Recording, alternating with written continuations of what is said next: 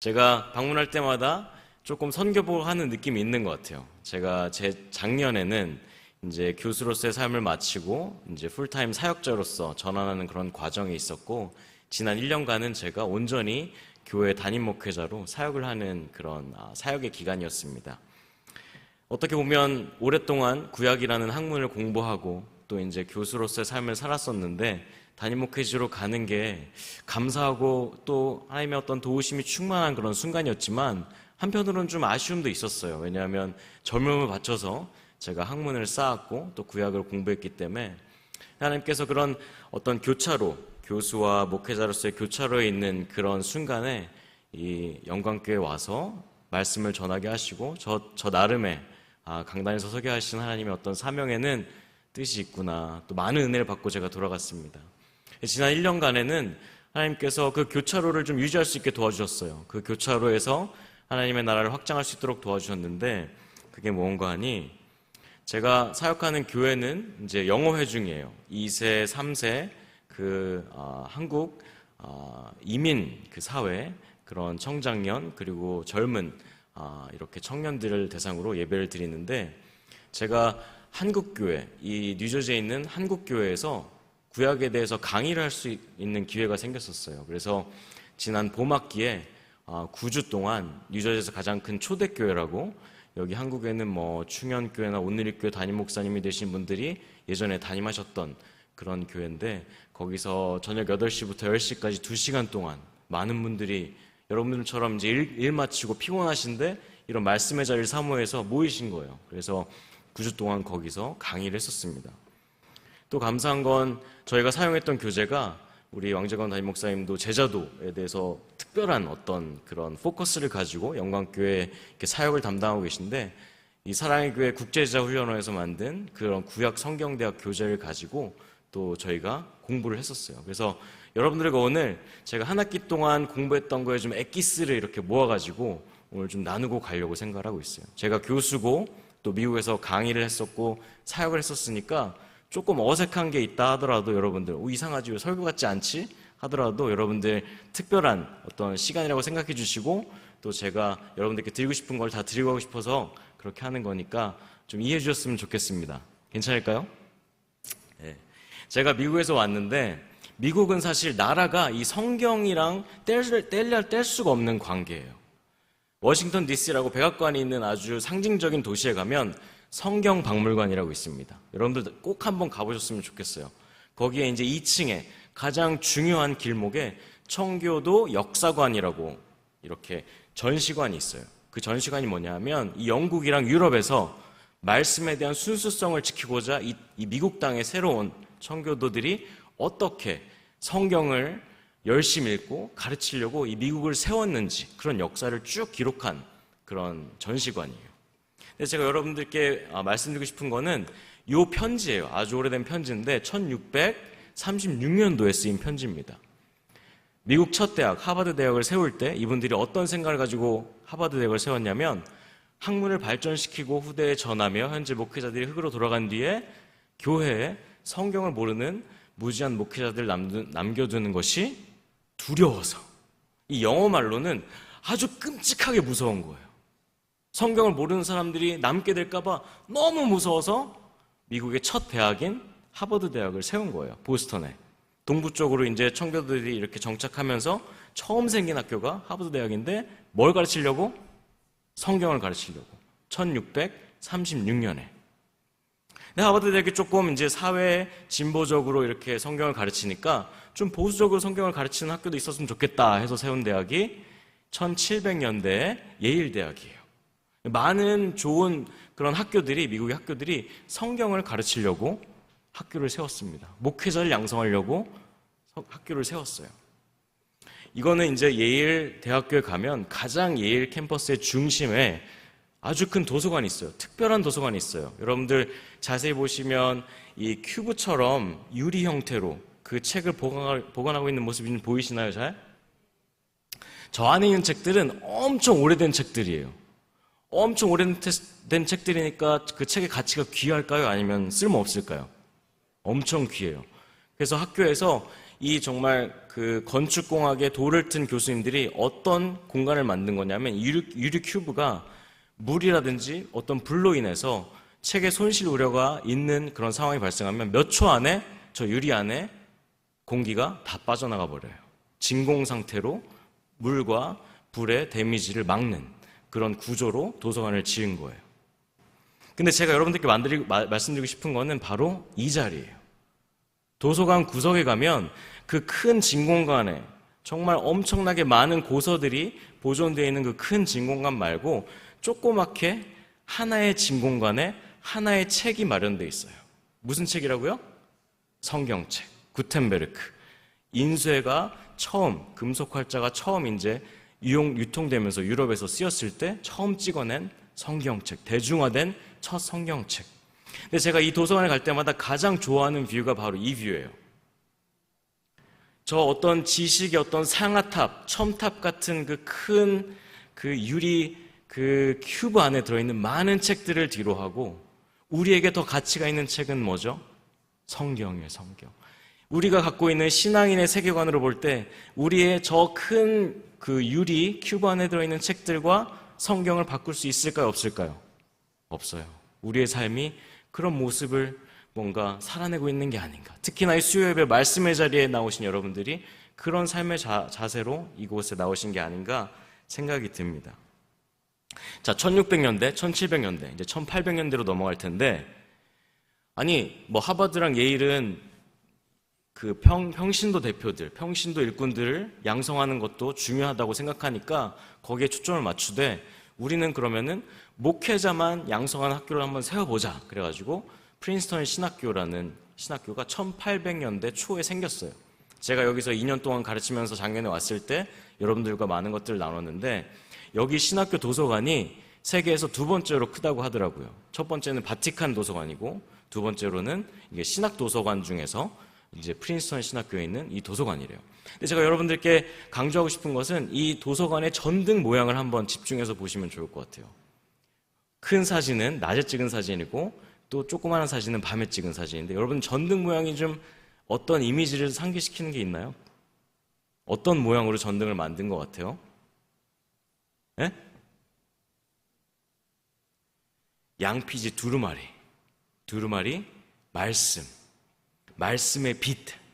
말씀의 빛 아래서 공부를 하고 세상에 말씀의 빛을 밝혀라. 이런 의미로 미국에서 가장 큰 신학교의 전등을 성경 두루마리 모양으로 만들었어요. 여기서 많은 선교사님들이 한국에 왔습니다. 또 많은 선교사님들이 한국에서 미국으로 돌아간 다음에 프린스턴 신학교에서 가르쳤어요. 그 중에 너무나도 우리가 잘 알고 있는 마포삼열 선교사님 혹시 아시나요? 한국 장로교를 세우는 데 있어서 너무나도 중요한 분이신데 그분의 아들이 프린스턴에서 한국 선교를 마치고 프린스턴에서 몇 번 이렇게 한국 교회사를 가르치면서 그분이 갖고 온 물건들을 특별 전시관으로 만들었어요. 그래서 미국의 가장 큰 신학도서관에 한국 선교관이 따로 있습니다. 지금은 이거보다 더 큰 장소로 옮겼어요. 여러분들 그래서 한국의 기독교가 얼마나 위대한지 또 그 말씀에 근거해서 많은 지성들을 양성하고 또 많은 신학생들을 배출하고 많은 선교사님들을 배출한 그 모든 저변에 어떠한 책이 있다? 성경 말씀이 있다. 아까 인사를 했지만 옆에 있는 분과 다시 한번 인사를 했으면 좋겠어요. 이렇게 한번 마주 보시고 이렇게 한번 인사해 볼게요. 우리가 읽는 성경 같은 성경입니다.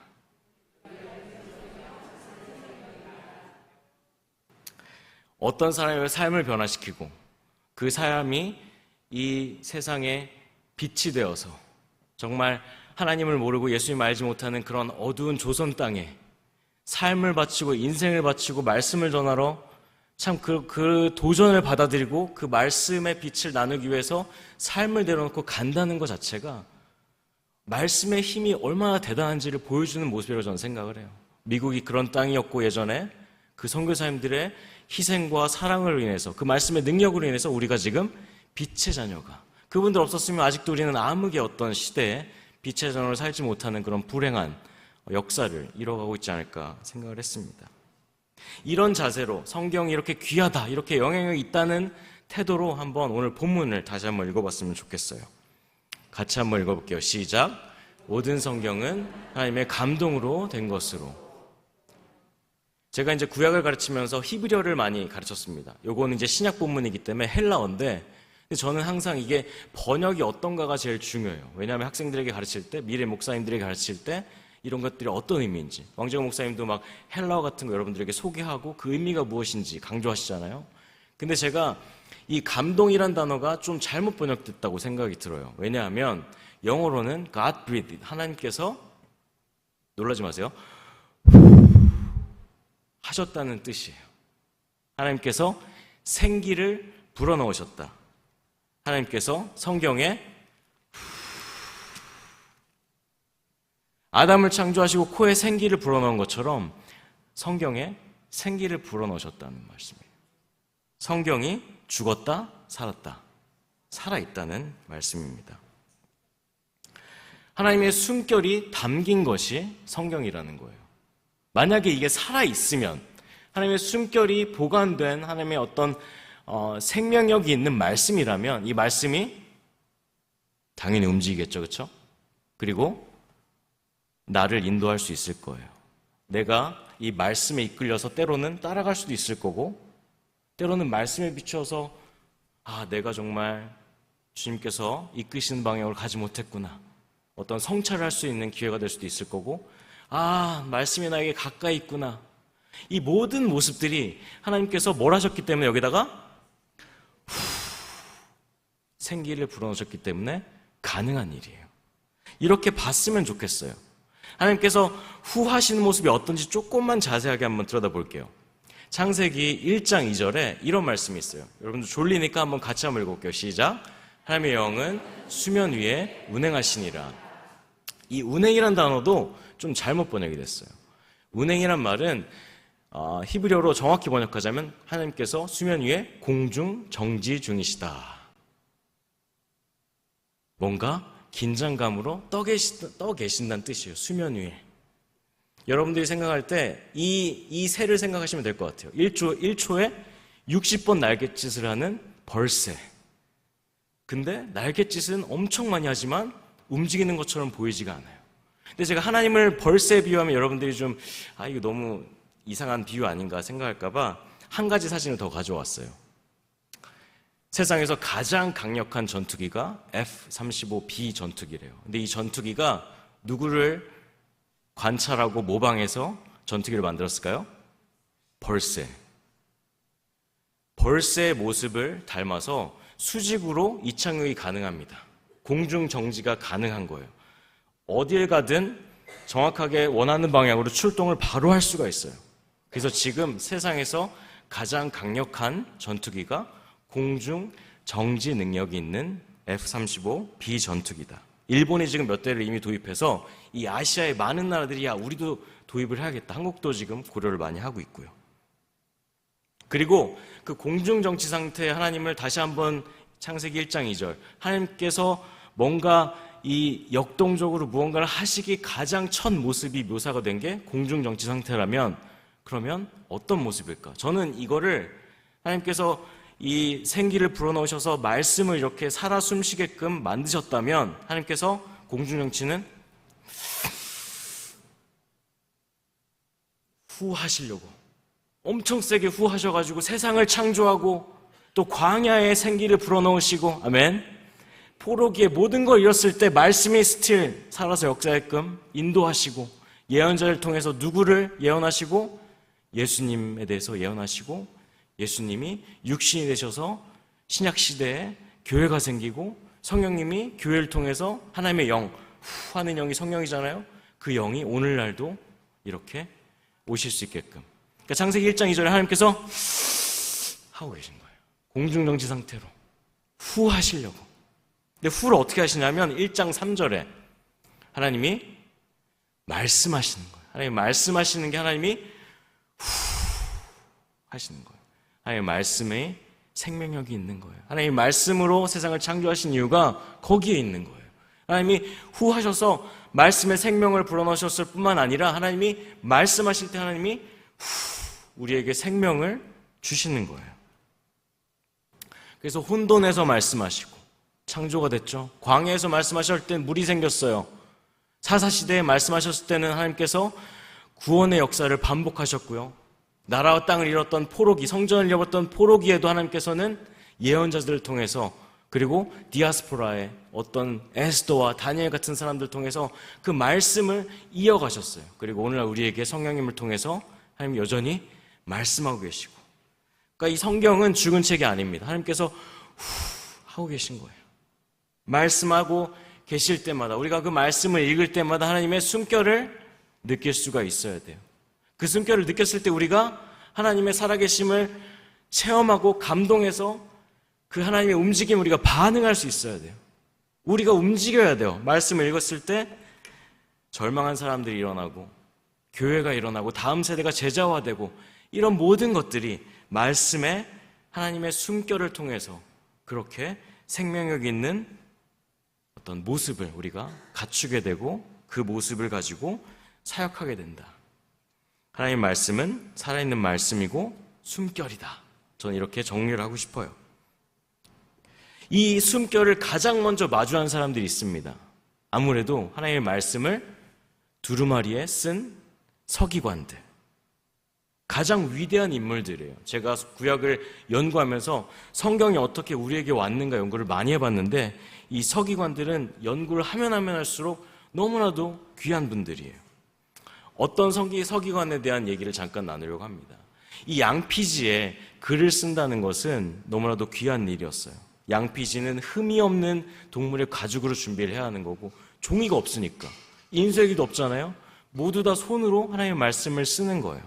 근데 야훼라는, 여호와라는 단어가 나올 때마다 이 서기관이 뭘 했냐면 무릎을 꿇었어요. 쓰다가 펜을 내려놓고 무릎을 꿇었어요. 그리고 기도를 했어요. 그리고 기도 끝난 다음에는 손을 닦았어요. 그리고 다시 돌아와서 하나님의 이름, 네자, 히브리어 요드, 해, 바브, 헤, 야훼를 적었어요. 하나님의 숨결이 지금 이 양피지에 적혀지고 있어요. 하나님의 이름이, 능력 있는 이름이 양피지에 적혀지고 있는데, 내가 다른 생각하면 안 된다.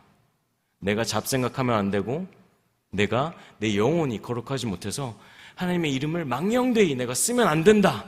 이런 생각을 가지고 그렇게 실천한 거예요. 어떤 장에는 야훼라는 단어가 수없이 나옵니다. 그렇다고 넘긴 게 아니에요. 그 단어를 쓸 때마다 무릎 꿇고 기도하고 손을 닦았어요. 저도 그렇지만 요즘에는 핸드폰으로 성경을 읽습니다. 성경을 읽다 보면 알람이 와요. 메시지도 와요. 광고도 떠요. 하나님의 이름을 읽고 있지만 그냥 하찮은 나의 삶에 대한 걱정들이 더 나를 사로잡아요. 내 영광을 위해 산다고 찬양 인도자분께서 또 우리가 얼마나 우리 그런 자아성찰을 해야 되는지 말씀해 주셨지만, 그런 어떤 삶에 있어서 우리는 너무 말씀을, 하나님의 이름을 하찮게 대하고 있어요. 제가 최근에 그 서기관의 어떤 그런 모습을 좀 본받고자 사순절 기간에, 우리 부활절까지 40일 동안에 성경 필사를 교회가 같이 했었습니다. 요한복음을 필사를 하는데 1절을 썼어요. 태초에 말씀이 계셨다. 그분, 생명, 빛, 하나님의 아들. 아니, 쓰고 있는데 1, 2, 3, 4절, 11절, 13절, 14절까지 쓰는데 제가 원하고 제가 생각했던 그 이름이 안 나오는 거예요. 누구 이름을 제가 기다렸을까요? 그리스도 예수. 그리스도 예수가 요한복음에 1장 17절이나 돼야 나와요. 그제까지 다 예수님에 대한 얘기인데, 그분, 말씀, 생명, 빛, 하나님의 아들, 성육신하신 하나님, 이렇게 묘사하고 17절에 가서야 예수 그리스도라는 단어가 나와요. 근데 제가 그 17절을 쓰고 나서 펜을 더 쓸 수가 없었어요. 내가 내 삶에서 이렇게 예수님의 이름을 기다린 적이 있었나? 열망했던 적이 있었나? 고대했던 적이 있었나? 너무나 되돌아보게 되는 거예요. 성경을 펼 때마다 예수님의 이름 마주하니까 너무 내가 가볍게 여기진 않았나?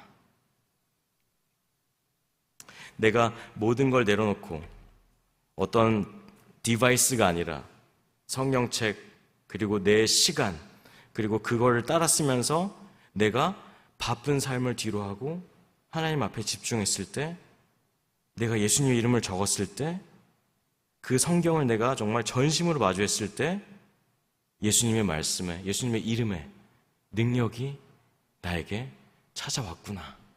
이런 경험을 제가 최근에 했었어요. 여러분들, 이렇게 우리 손에 주어진 성경입니다.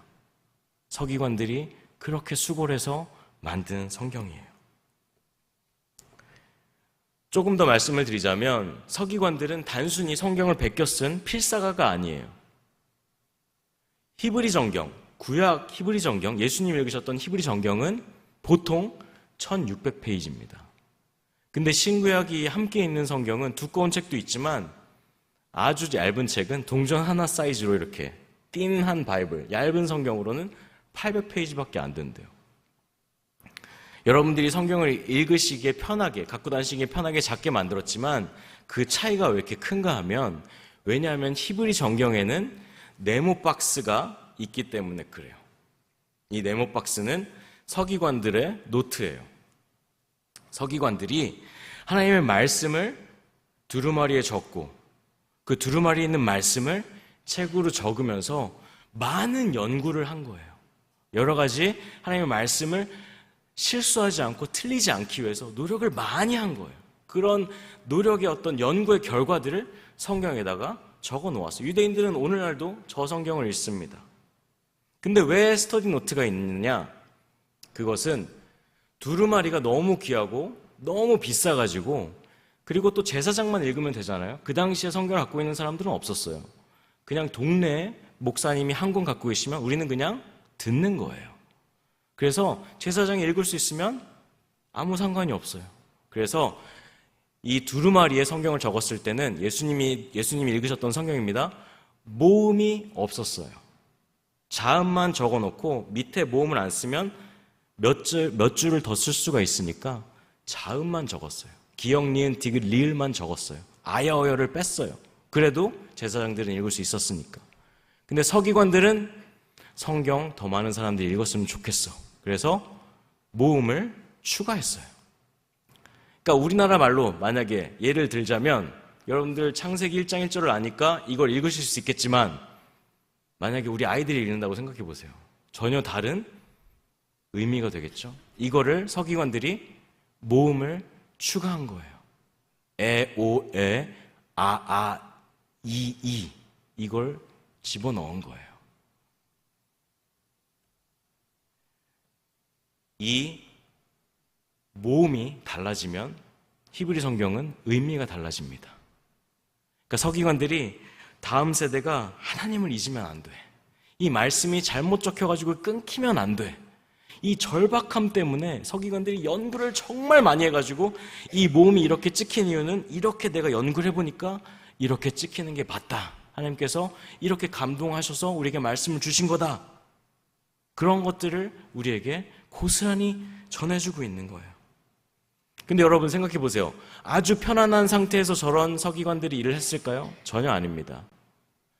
사해사본 두루마리의 성경이 쓰인 거는 나라를 잃고 땅을 잃고 성전을 잃었던 포로기에 쓰였어요. 그리고 그 두루마리가 책으로 쓰인 거는 인쇄기가 없었을 때입니다.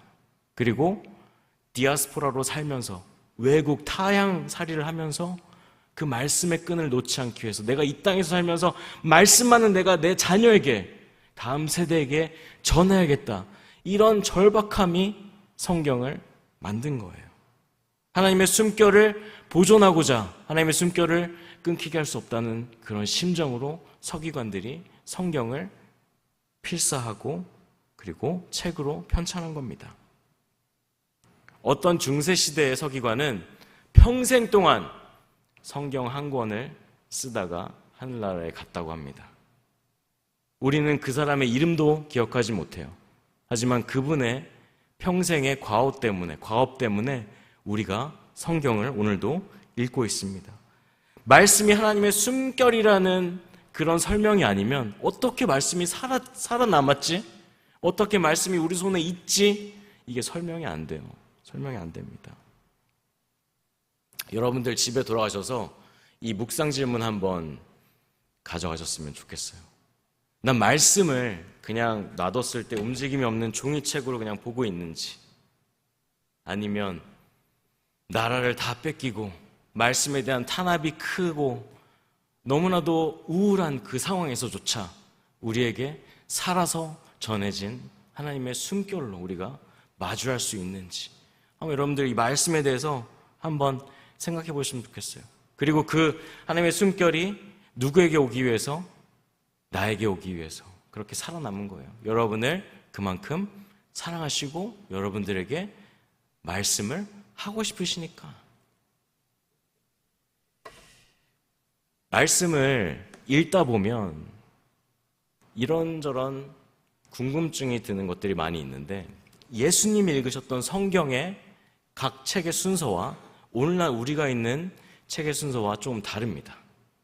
예수님께서도 누가복음 24장 44절에 이렇게 말씀하세요. 율법과 선지자의 글과 시편, 그러니까 오경, 선지서, 그리고 성문서, 이 순서대로 예수님은 성경을 읽으셨어요. 근데 우리가 갖고 있는 구약 신약의 구약 성경, 히브리 정경의 순서는 아까와 같고요. 구약 성경은 순서가 다릅니다. 선지서가 가장 마지막에 등장해요. 왜냐하면 우리는 신약을 품었기 때문에. 하나님의 계시된 말씀이 오경이고 선지서 말씀은 설교된 말씀이에요. 성문서는 삶 속에서 묵상된 말씀, 시, 지혜문학 이런 것들이잖아요. 근데 예언서가 히브리 정경에는 중간에 있는데 구약 성경에는 구약 성경 마지막에 있어요. 말라기 예언자, 그렇죠? 예언서가 마지막에 있는 이유는 신약에서 예수님을 예언서에서 얘기하고 있으니까.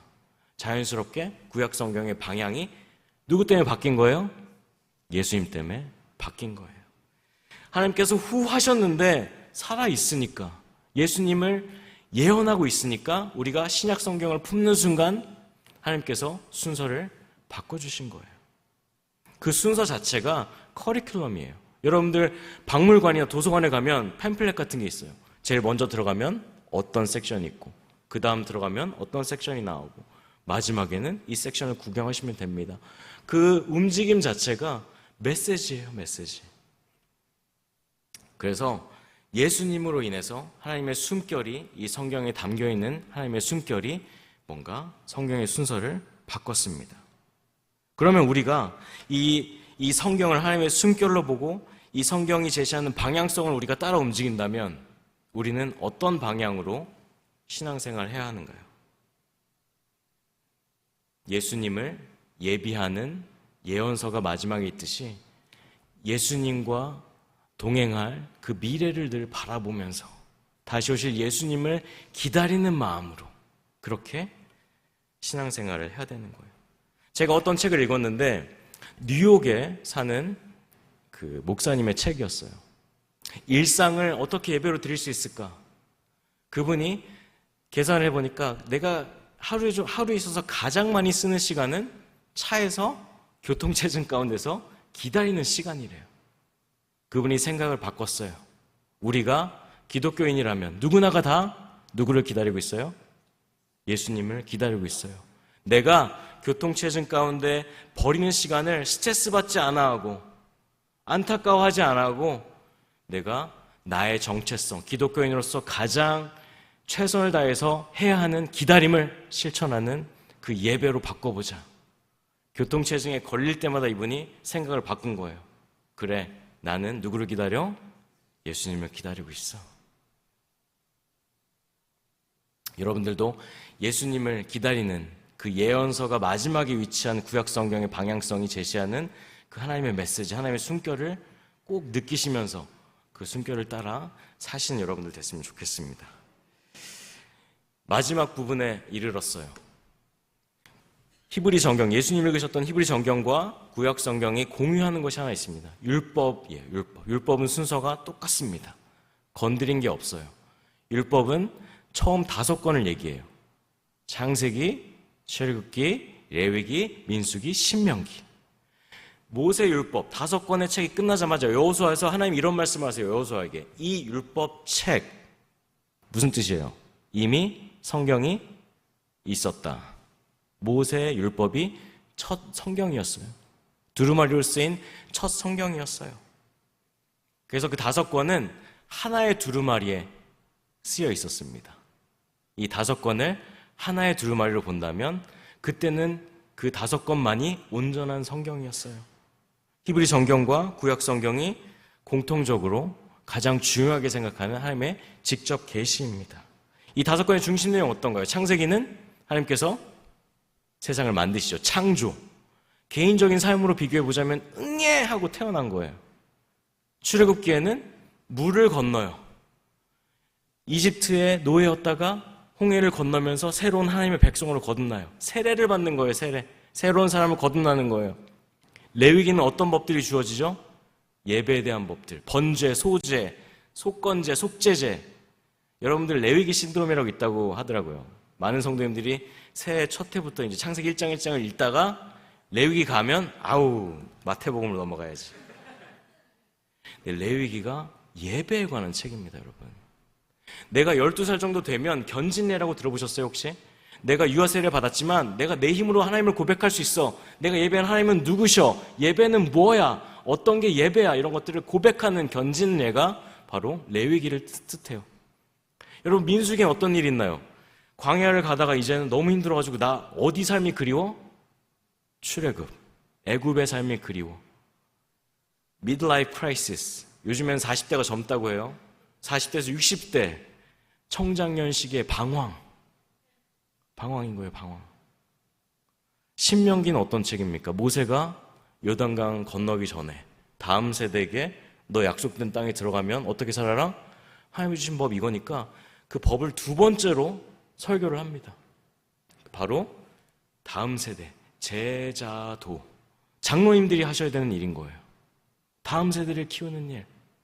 그러니까 그냥 한 개인의 삶, 신앙의 여정이 율법, 모세오경에 고스란히 드러나 있는 거예요.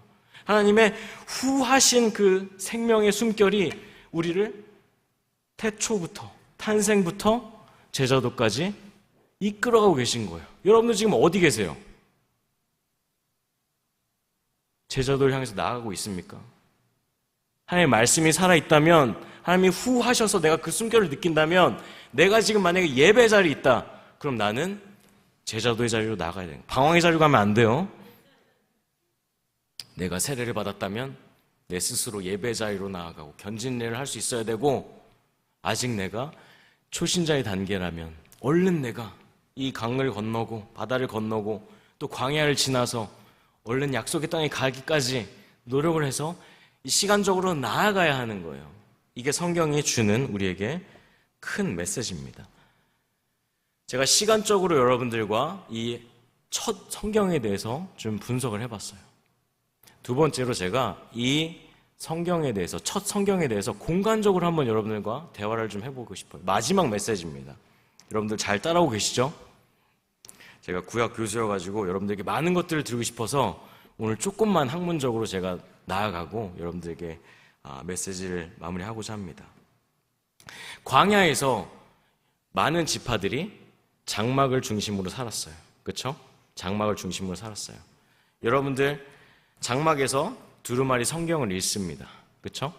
두루마리를 어떻게 보존하는 게 좋을까요? 한쪽으로 쭉 말아가지고 계속 한쪽으로 펴는 게 좋을까요?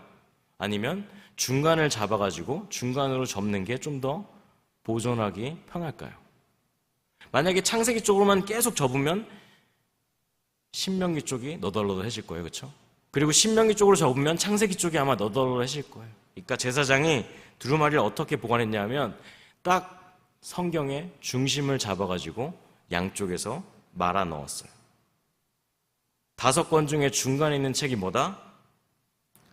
레위기다. 레위기의 가장 중간에 몇 장이 있냐? 레위기 16장이 있어요. 대속죄일.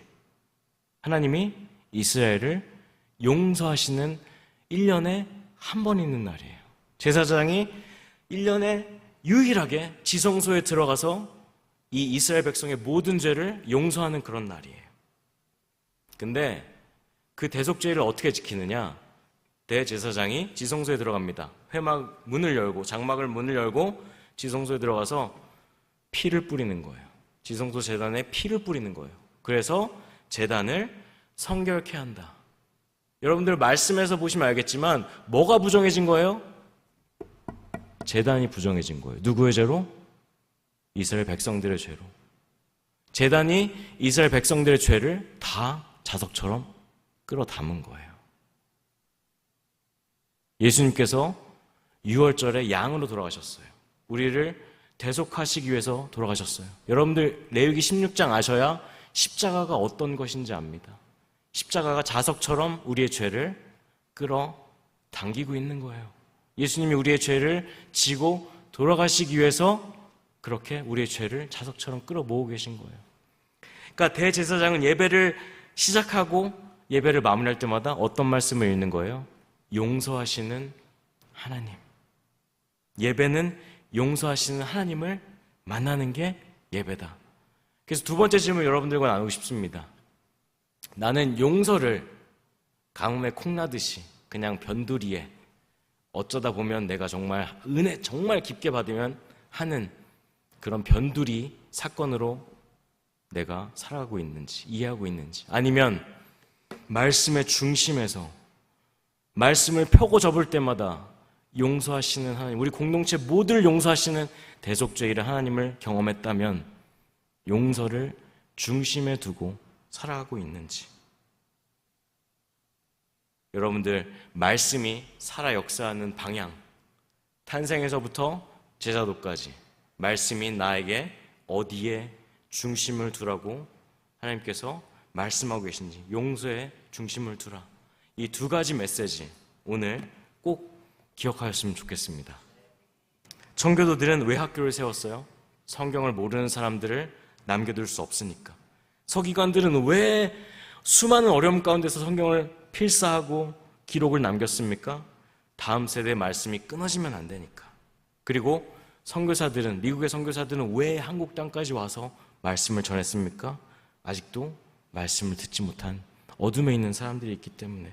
하나님의 숨결은 세대를 넘어서, 문화를 넘어서, 언어를 넘어서 그렇게 움직였어요. 성령님이 그렇게 우리에게 다가오셨어요.